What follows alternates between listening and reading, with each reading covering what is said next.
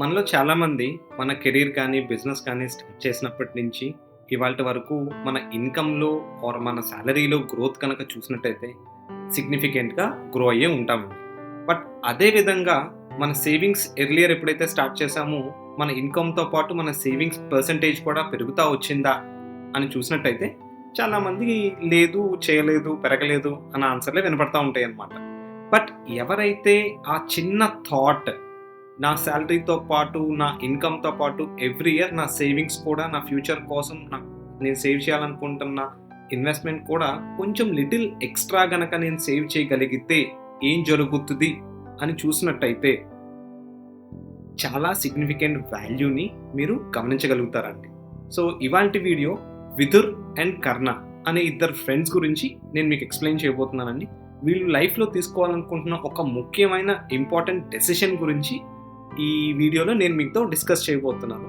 And ఆ little ఎక్స్‌ట్రాకి ఇవాల్టి స్టోరీకి సంబంధం ఏంటో తెలుసుకునే ముందు నేను మీ నరేంద్రని మనవి వెల్త్ ప్రైవేట్ లిమిటెడ్ కంపెనీని రిప్రజెంట్ చేస్తున్నాను. నేను ఒక సర్టిఫైడ్ ఫైనాన్షియల్ ప్లానర్‌ని. సో మీలో ఎవరైనా మీ ఎస్ఐపి గురించి ఏమైనా క్వెషన్స్ ఉన్నా లేకపోతే మీరు ఎస్ఐపి అకౌంట్ ఓపెన్ చేయాలనుకున్నా కింద స్క్రోల్ అవుతున్న నెంబర్‌కి మీరు కాంటాక్ట్ చేయొచ్చు. మరి వీడియోలోకి వెళ్ళిపోదామా? సో ఇవాళ ఎస్ఐపి స్టోరీలో భాగంగా విజ్డమ్ అనే స్టోరీ గురించి మనం మాట్లాడుకోబోతున్నామండి. ఎ tale of little extra. So ఇదేంటో చూద్దాం. సో ఇక్కడ విదుర్, కర్ణ ఇద్దరు ఫ్రెండ్స్ వాళ్ళ లైఫ్ లో అతి ముఖ్యమైన ఇన్వెస్ట్మెంట్ డెసిషన్ గురించి డిస్కస్ చేస్తున్నాం. సో అదేంటి అనుకుంటున్నారా? సో 20 years పీరియడ్ లో వాళ్ళు ఒక సొంత హౌస్ ని కొనుక్కోవాలనుకుంటున్నారు. సో దానికి వీళ్ళు డిసైడ్ అయినది ఏంటి అంటే ఒక 1 crore కనుక మనకి ఇక్కడ నుంచి నెక్స్ట్ 20 years లో అక్యుములేట్ చేయగలిగితే మనం అనుకున్న టార్గెట్ రీచ్ అవ్వగలుగుతాం అని చెప్పి వాళ్ళు డిసైడ్ అయ్యారన్నమాట. సో దానికి గాను వీళ్ళు డిసైడ్ అయింది ఏంటి అంటే మంత్లీ ఒక ఎస్ఐపి రూపంలో మ్యూచువల్ ఫండ్స్ లో ఇన్వెస్ట్మెంట్ చేసుకుంటూ వెళ్ళడం వల్ల మన టార్గెట్ రీచ్ అవుతాం అని చెప్పి వాళ్ళకి ఒక క్లారిటీ వచ్చింది.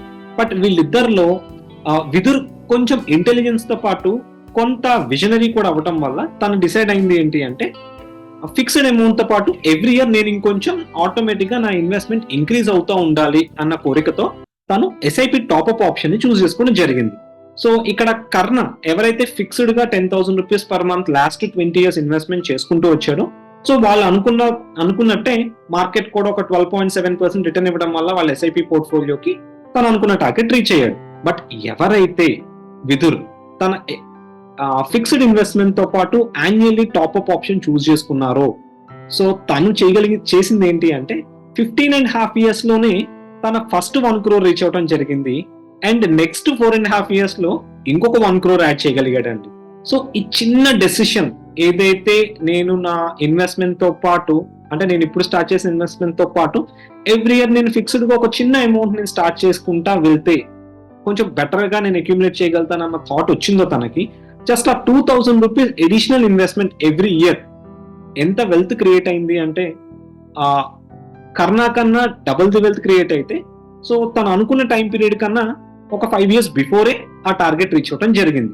ఒక్కసారి సమరీ చూసినట్టయితే సో విదుర్ ఎవరైతే 10,000 రూపీస్ ఎస్ఐపితో పాటు 2,000 రూపీస్ ఎవ్రీ ఇయర్ ఎస్ఐపిని యాడ్ చేసుకుంటా ఇన్వెస్ట్మెంట్ చేశారో తను ఓవరాల్ గా 20 years లో 2 crore రీచ్ అయితే విదుర్ అదే 20 years లో అదే ఫిక్స్డ్ గా 10,000 కంటిన్యూ చేయడం వల్ల ఈ కుడ్ మేడ్ ఓన్లీ 1 crore అండి. సో ఇక్కడ మీరు ఇది గ్రాఫికల్ రిప్రజెంటేషన్ చూసినట్టయితే కనుక ఎల్లో కలర్ బార్ ఏమో విదుర్ ఎవరైతే ఫిక్స్డ్ ఎస్ఐపితో పాటు యాన్యువల్ టాప్అప్ చేసుకుంటూ వెళ్తున్నారో గమనిస్తే జస్ట్ 15.5 years లోనే ఫస్ట్ 1 crore రీచ్ అవడం జరిగింది. అండ్ నెక్స్ట్ 5 years లో 209 lakhs అంటే 2,09 lakhs wealth accumulate చేసుకోగలిగాడండి.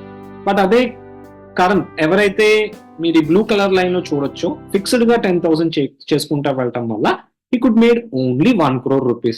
So final moral of the story ఏంటి అంటే మన యాన్యువల్లీ మన ఇన్కమ్ ఎలా అయితే పెరుగుతూ ఉంటుందో ఆ పెరిగిన దాంతో పాటు మన సేవింగ్స్ ని కూడా ఫిక్స్డ్ గా ఆటోమేట్ చేయగలిగితే దాంట్లో వచ్చే లాభం మీ ఊహకి అందనిదండి.